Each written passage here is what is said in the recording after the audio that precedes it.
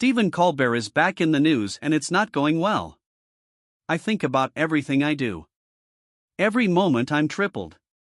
For 11 years, Stephen Colbert sat at the top of late-night television.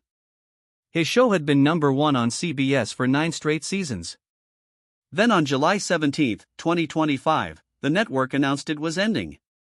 Only 3 days earlier, Colbert had called a $16 million Paramount settlement with Donald Trump a big fat bribe. 16 days after that settlement, his show was gone. CBS said it was just a financial decision. The timing said something very different. What really happened will leave you with one question: who was actually pulling the strings? The announcement. The end of The Late Show began on the afternoon of Thursday, July 17, 2025. CBS sent out a written statement with 3 major points. The show would end in May 2026 at the close of the 2025 to 2026 broadcast season. Colbert would not be replaced by another host. CBS would retire the entire Late Show franchise, the same franchise David Letterman led from 1993 to 2015 before Colbert took over in September 2015. The network called it a purely financial decision made in response to the difficult state of late-night television. Nothing to do with the show's performance, content, or anything happening at Paramount. That official wording set the frame. But the story felt very different once Colbert addressed it on air that same evening. During the taping, he told the audience he had learned about the decision the night before. He explained that this wasn't only the end of his version of the program, it was the end of The Late Show on CBS altogether. No one was stepping in after him.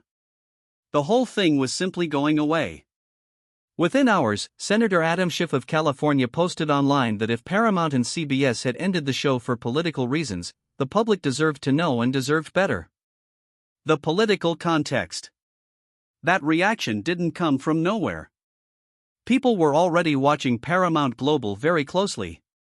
CBS was part of Paramount Global and the company had been trying since 2024 to complete an $8.4 billion merger with Skydance Media, owned by David Ellison. Federal approval was required, including approval from the Federal Communications Commission. After President Donald Trump returned to office in January 2025, the FCC was operating under his administration's leadership. That meant the merger moved forward in a political climate where Paramount had strong reason to want good relations with the White House. In October 2024, Trump had filed a $20 billion lawsuit against CBS News and Paramount Global. He claimed that 60 Minutes had edited its October 7 interview with Kamala Harris in a deceptive way. First Amendment scholars and working journalists widely treated the lawsuit as legally weak. Paramount itself said the case lacked merit. But the lawsuit created a serious problem for the Skydance deal because new ownership didn't want to inherit an active federal lawsuit brought by the President of the United States. Then came the moment that made everything explosive. The settlement and the breaking point. On July 1, 2025, only 16 days before CBS announced the show's end, Paramount agreed to pay Trump $16 million to settle the 60 Minutes lawsuit. That settlement drew intense criticism from First Amendment scholars, journalists, and people inside CBS News. Several senior news employees reportedly considered resigning in protest. Colbert addressed the settlement on the air on Monday, July 14, 2025. He called the payment a big fat bribe. He went further, saying he believed Paramount was paying to smooth the path for the Skydance merger, not because the lawsuit had any real legal strength. 3 days later, CBS announced the show was ending. 2 weeks after the cancellation announcement, in early August 2025, the FCC approved the Paramount and Skydance merger. Trump then celebrated both the merger approval and Colbert's cancellation on Truth Social. In one post, he said he absolutely loved that Colbert had been fired.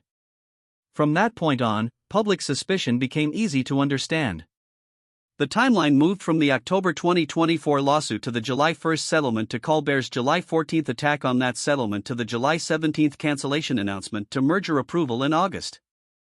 Was CBS making a hard business decision or was a political deal taking shape behind the scenes? The business case. CBS and Paramount held to one explanation from the start: the cancellation was a financial decision shaped by the long decline of late-night television. Advertising revenue across late night had been falling for years. More viewers were leaving broadcast television for streaming platforms and social media. Nightly shows with live audiences had become harder to produce at a healthy margin. The Late Show under Colbert was expensive, estimated at around $100 million annually, the costliest of the major American network late-night shows. Although the show continued to lead the ratings, its advertising revenue had been declining year after year by 2024. On a spreadsheet, the case for cancellation had logic. But the people who doubted the official story had strong reasons for doing so. The Late Show had been the #1 rated American network late-night program for 9 straight seasons. A network walking away from its top-rated show for financial reasons alone was highly unusual. The timing also kept drawing attention because Colbert had publicly attacked the Paramount settlement only 3 days before the cancellation. Jon Stewart later described the cancellation on The Daily Show as an act of fear and pre-compliance by corporate America toward the Trump administration. A fully certain answer may never arrive. The decision was made in a private corporate setting, not in public view. As of May 2026, both readings remain alive in public debate. The farewell. CBS gave Colbert and his team an unusually long goodbye. The final episode was set for May 2026, roughly 10 months of advanced notice. In television, that's rare. Most cancelled programs get only 2 to 6 weeks. A farewell period that long is usually reserved for something a network sees as historically important. Colbert used that time to stay on the air night after night, delivering increasingly sharp political commentary. By early 2026, he was speaking more openly about the political side of his own cancellation. In January 2026, he said the gloves were off. He explained that he had previously softened some attacks on Trump because he was aware of the network's corporate relationship with the administration. Once the cancellation was locked in, that restraint no longer mattered. His final stretch produced some of the most pointed political commentary of his entire 11 years as host. The final broadcast. On Thursday, May 21, 2026, at 11:35 p.m. Eastern, The Late Show with Stephen Colbert aired for the last time.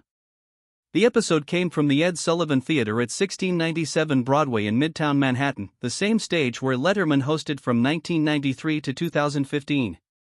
That building had served as a CBS late-night home since 1936. His opening monologue was emotional and sharp. He thanked his team, audience, family, and CBS. Yet he still found room for final shots at CBS and Paramount. One line landed especially hard: "If you choose to do it with joy, it doesn't hurt as much when your fingers get caught in the gears." The final episode brought in a remarkable group of guests: Jon Stewart, Tom Hanks, Bruce Springsteen, Lin-Manuel Miranda, Amy Schumer, and surprise guests in taped segments. The tone was striking. Guests spoke with freedom that felt new. Their criticism of CBS and Paramount was more direct than what viewers had heard in earlier seasons. The audience was far larger than the show had been drawing in recent months. One report put the total at about 11.4 million viewers across the live airing and next-day streaming, the program's biggest single audience since Colbert's 2015 premiere. Only in Monroe. Then the story took a strange turn almost immediately. Just 23 hours later, Stephen Colbert appeared on Monroe Community Media's scheduled broadcast in Monroe, Michigan. He appeared behind the small Only in Monroe desk and said, "Since I was last here in Monroe, Michigan, I spent 11 years as the primary host of The Late Show with Stephen Colbert on CBS, which came to an end last night. It's been an excruciating 23 hours without being on TV." The guest list was almost impossible to believe.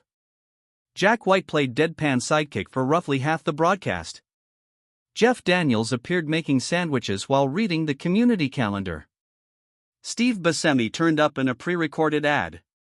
Near the end, Eminem joined for a video cameo. At the climax, Colbert brought the cast outside to a dumpster and announced he wanted to ceremonially burn the Only in Monroe set. He called out to someone off camera, "Marshall, are you okay if we light this up?" The camera cut to Eminem at home. He answered, "Stephen Marshall, here you are absolutely clear to burn that mother down." The clip spread everywhere across social media, reaching about 50 million views in the first 72 hours.